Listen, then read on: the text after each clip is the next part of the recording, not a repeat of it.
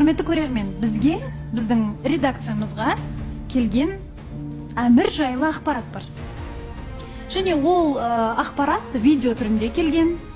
Және бәлкім Әмірдің бұл жаңағы айтып отырғандай, мөлдір айтқандай жауапсыздық деп жатыр, бірі шынымен де ауырғандықтан да осылай болып жатыр деп жатыр. Не себепті екенін білмеймін, бәлкім осы бір видео сол әңгімелердің барлығына жауап болып қалар деген ойдатымын. Мөлдір, ертең келе аласыз ба бізге студияға? Балауса ханым, мен 2 күнге өтіп созып жүргім келіп тұрған жоқ. Мені сыйламай тұрған ер азаматпен мен таныстығын жалғасқан әрі қарай қаламаймын. Және Шолпан ханым, сіздің пікіріңізге рахмет. Мөлдір, көп рахмет. Бізде уақыт аяқталып қалды. Әрине уақытыңызды сыйлаймыз, сондықтан да таныстық тоқтайды. Ал Әмірге қатысты қандай видео барлығын ертең бірге білетін боламыз. Бізде байланыс тек қана инстаграммен болды. Бүгін күнде мүлдем жазбай десем де болады.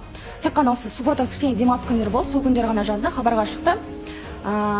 Кеше де хабарға шықты, енді кешкі уақытта ғана сағат 9-дан өте қойдым. Мен өзім айттым, ертең біз ортада екенбіз, не шығарамыз деген сияқты. Мен мысалы дым шығармаға мен ұялып тұрмын деп тұрмын. Хотя бы ортаға дым шығармасақ та бір кездесіп сөйлесу жайлы айтқан болатым. Бұл кісі сол кезде ғана үйдің адресін айтшы, барайын дегенге айтады, сағат 9 пен 10 ортасында.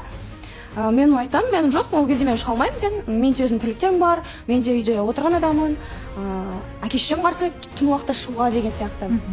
Сондай мәселелермен айтқан болатын, мен қолым бос емес деп. Сонымен кешеде кездескен жоқпыз. Бүгінде мен бұл кісіге ұсыныс тастадым. Мүмкін ертең таңертең сізбен бірге ауруханаға барып, қасыңызда жүрермін, көмектесермін деген сияқты. Бұл кісі демалып ал, ауырып тұрсың ғой сәл деп айтты. Хорошо дедім. Жатып демалып, бүгін еле келдім, ұялып кішкене. Бір жағынан өзім де ауырып тұрмын. Қойшы, бұл жақтағы адамдармен сыйлап тұрған, неге мен сыйластық танытып келмеске деп, өзім де бір шығып көрсетіп айтып кетейін деп келген болатын. Негізі келмеймін деп ойлаған болатынмын. Оныңызға көп рахмет. Болсын. Болсын хан. Мен ойымның барлығы басқа жақта болды. Мөлдір де өзі айтқан болатын. То, что 3 күн дұрыс ұйықтамады, шаршап тұрмын деген сияқты әңгімені айтты. Мен айттым онда. И келесі күні менімен бірге ауруханаға барам дейді. Мен айттым, 3 күн ұйықтамағансыз, лучше демалып ал дедім. Бұл кісі вроде келіскен сияқты, лүпіл басып жүрген екен да сол сообщениеге. Ойладым, ладно, нормально деп ше. Бірақ қазір келіп осындай әңгіме айтқан мен түсініп отқан жоқпын. Егер де сондай ішінде наз толып тұрса, сол кезде неге маған өзі келіп айтпады деймін да. Вроде екеуміз лично сөйлескен кезде мен бұл кісіге бір кезде ішімдегі жатқан бүкіл нәрсені айттым. Шынымен де қинап жүрген бүкіл басында жатқан нәрсені айттым ба? Иә, сырласу бөлмесінде оның барлығын айттым. Сырласу бөлмесінде емес, мен сізге сол жеке сөйлескен кезде барлығын айтқан болатынмын.